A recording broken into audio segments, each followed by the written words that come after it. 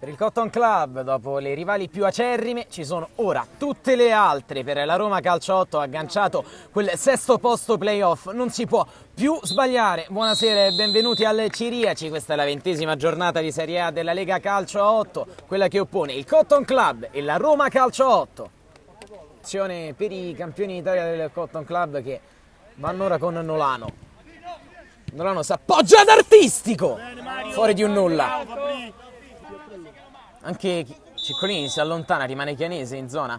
Parte il sinistro col mancino rasoterra due volte. Bravo, sulla linea Tinazzi. Siamo partiti a... Rasoterra, palla intercettata da Forcina, che da lì non sbaglia, raccoglie il tiro di Nolano. Forcina tira egli stesso, è 1-0 per il Cotton. Sul petto di Forcina, toccato in gamba tesa dall'intervento di Paoliello, e calcio di punizione. Artistico la tocca a Nolano che parte col destro e trasforma un gol straordinario. Nolano praticamente da fermo senza prendere la mira. 2-0 Cotton Club. Chiudere con 2 reti di svantaggio nel primo tempo, imposta con Ciccolini.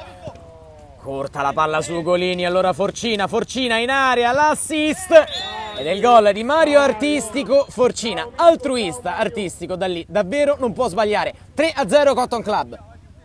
Invio che spiove nella zona di Artistico, che palleggia, si gira Artistico, dribbling secco, palla dentro e spara altissimo Fernetti.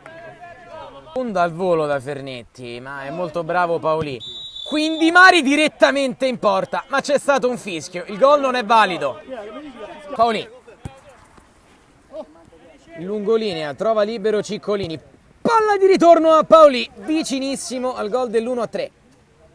Diagonale a sinistra dove risiede Fernetti, cross lunghissimo sul secondo palo, stop Artistico col tacco da Forcina sotto le gambe di Goletti. È il 4-0 del Cotton Club, ancora assist di Artistico e ancora gol di Forcina.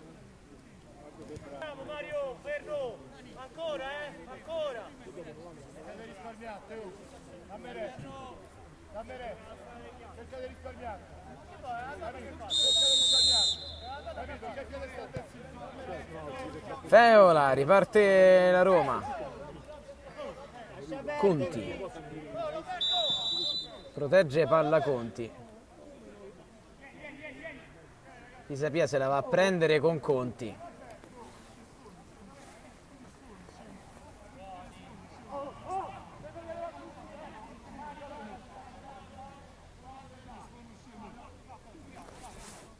Cartellino rosso per Pisapia nel frattempo.